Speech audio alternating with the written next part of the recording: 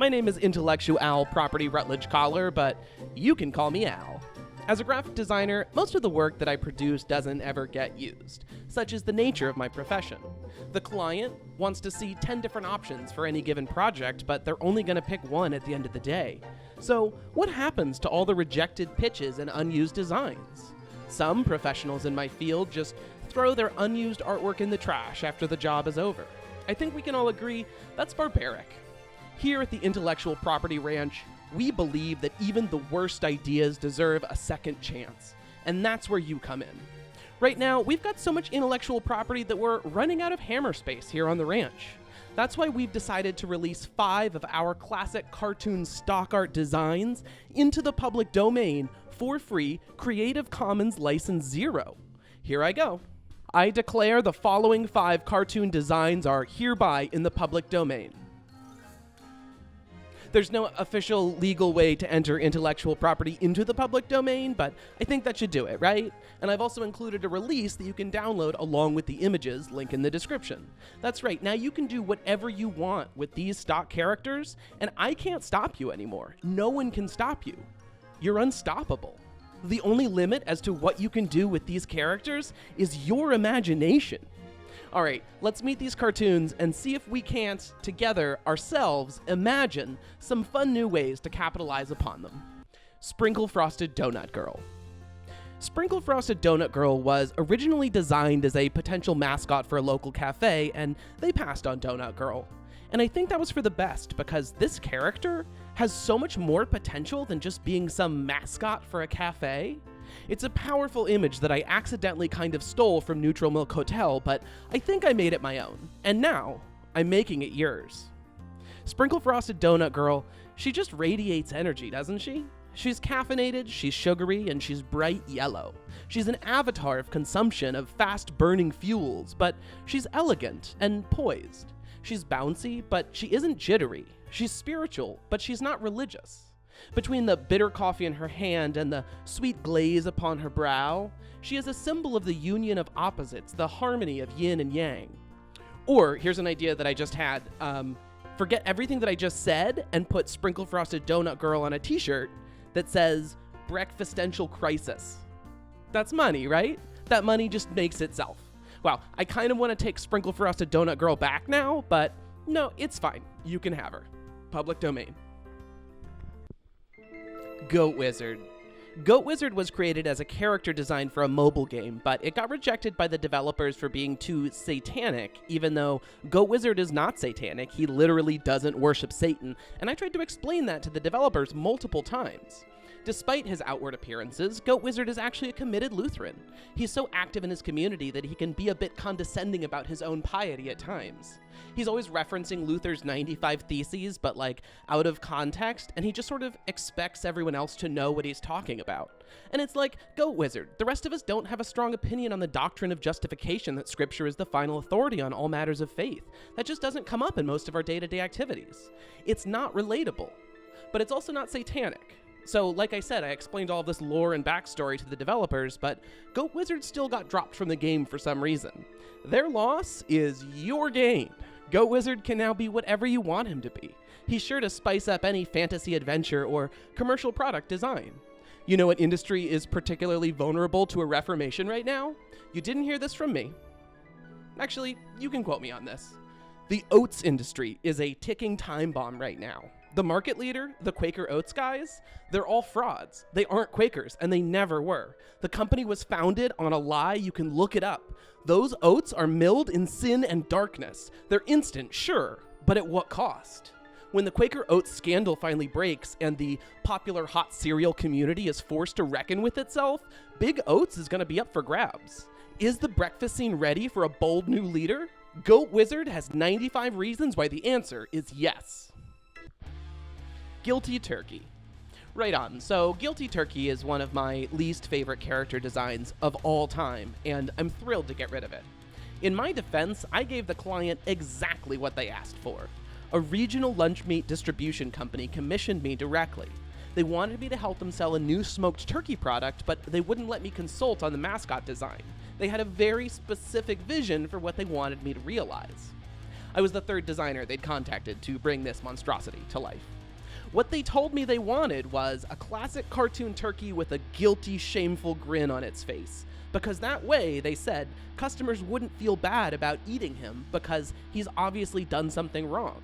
Whatever it was that he didn't feel bad about it. He's only embarrassed that he got caught. I was asked by the client to make the turkey sweaty as well to emphasize that the meat was juicy, and they wanted him to be smoking a cigarette to emphasize that the meat was smoked. The logic is sound. Do birds sweat? No, but they don't smoke either. It's an internal logic, and it's consistent. It makes its own sense in defiance of all measures of taste or decency. I hated every minute of working on this turkey, and I still hate looking at it now. But I think we can all agree that in the end, I nailed it. And the client said they were very happy with the results. Anyway, for whatever reason, the guilty turkey lunch meat never made it into stores, and ownership of the intellectual property rights, unfortunately, reverted back to me. Now, I pass that burden unto you. You can use the design however you want, but whatever you do with it, please keep it away from me and my family. Comfortably Thumb. I'm not sure exactly what this image is or what it's supposed to mean because I don't remember drawing it. The file name on my computer is comfortablythumb.png.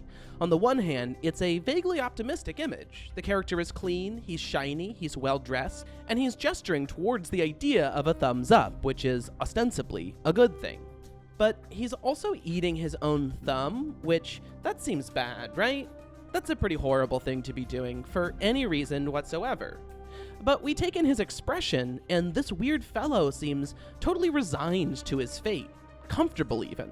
Comfortably Thumb. I think he's got a lot of potential as a nihilist icon, like a Bartleby the Scrivener for the 21st century. The symbol is almost alchemical in its mysteries, but it speaks to the modern zeitgeist. Our weird fellow is compliant in his posturing, and yet he's chewed off the mechanism of his compliance like a wolf chewing off its leg to escape from a trap. Could there be a more apt symbol for the hollow contrivances of our hypernormalized society? The merchandising possibilities, as you can imagine, are endless. Baffle your friends and family by embracing this clean, shiny, thumb-gnashing freak as a symbol, an archetype, a new motif in your life moving forward. He makes a great bumper sticker, or neck tattoo, or non-fungible token, or custom-printed weighted blanket. What about a Comfortably Thumb rubber squeaky toy for your dog? Now that's something to chew on. Earthworm Criminal. When Earthworm Jim was first released in the 1990s, I think that we, as a society, really took it for granted that if a common earthworm found an alien supersuit, he would use his new powers for good, to become a hero. Earthworm Criminal challenges that whole paradigm. Unlike Earthworm Jim, the only thing that Earthworm Criminal cares about is cold, hard cash. He doesn't care who he has to double-cross or murder in order to secure his bag. He leaves a line of bodies in his wake. No one stands between him and his next big score.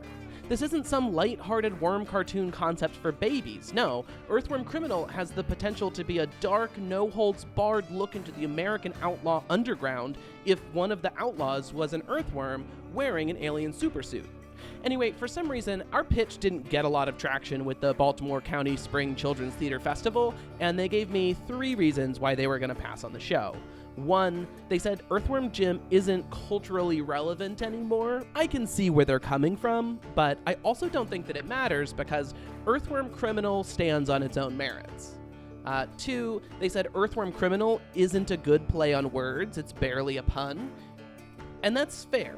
But see point of order number 1, our title doesn't need to be clever or punchy. We're continuing the literary dialogue between Nietzsche's Übermensch theory and Dostoevsky's Crime and Punishment. The individual gags and hijinks don't really matter in that broader context. Earthworm Criminal is a great character name because it's as concise a description of the characters you're going to get, like Spider-Man or Home Alone. Third, their last criticism was, kids aren't enthusiastic about morally gray psychological crime thrillers. And to that I say, well, no one's making good morally gray psychological crime thrillers for kids. But a few shows like Scooby-Doo and a few episodes of Blue's Clues, they came close and they were very popular. I think that Earthworm Criminal has a lot of market potential. So there you have it. 5 free cartoon character designs ready to take the world by storm. What will you do with these new public resources? Do you have $1 million pitch for one of these cartoons? How will you exploit consumer culture for profit using stock art? Leave a comment, let us know. In the video description, you'll find links to download the art, and also each design is available as an exclusive NFT on Rarible. Yeah, that's right, this whole IP ranch is an NFT scam. I alluded to it earlier in the video, but I don't know if you were paying attention. If I can convince enough people that these PNGs have some greater value in their own right, I can pump the back-end value of my intellectual property by minting the old bullshit that I've already drawn. Now, are NFTs a pyramid scheme? Well, sure, of course they are. But everything is a pyramid scheme. This is America. Get in my downline or get out of my way. The US currency itself is a pyramid scheme. Look, they put the pyramid right on the dollar bill. Grifting suckers is the foundational premise of any capitalist enterprise.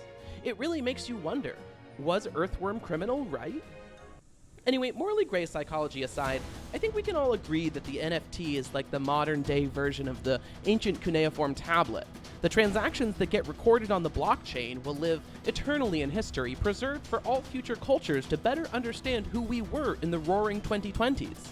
After all of the physical media from our era has crumbled to dust, our anime wall hangings and our DVD box sets and our collectible vinyl figurines, when all of that is gone to waste and decay, our NFTs will remain as the last testament of our culture.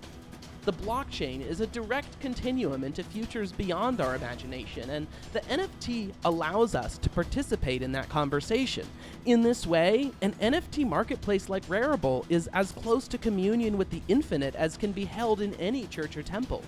For only thousands of dollars, I invite you to open the gates of immortality and take your place on the blockchain with some of our non-fungible tokens, courtesy of your pals here at the Intellectual Property Ranch. Just imagine, one day, your great-great-great-great-great-great-great-great-grandspawn could inherit the original Goat Wizard NFT. Or you could buy the original Goat Wizard NFT and then turn around and sell them for double on the same day. No one can stop you from doing that. You, my friend, are unstoppable. The only limit as to what you can do with your NFTs is your imagination.